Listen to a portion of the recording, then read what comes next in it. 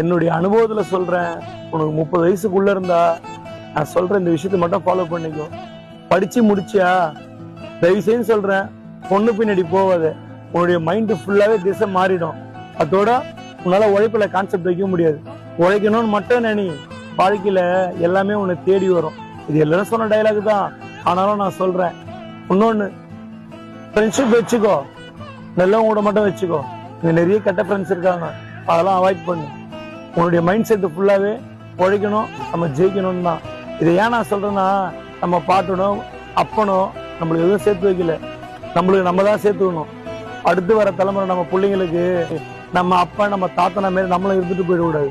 நம்ம பிள்ளைங்களுக்கு நம்ம ஒரு அடையாளத்தை சேர்த்து வைக்கணும். புரியுதா? நம்மளால முடிஞ்சது ஒரு சின்ன கால் கிரவுண்ட்ல வீடு வாங்கி நம்ம பிள்ளைங்களுக்கு நம்ம செத்த பிறகு அதை அவனுக்கு கையில கொடுத்துட்டு போகணும். இதை ஏன் நான்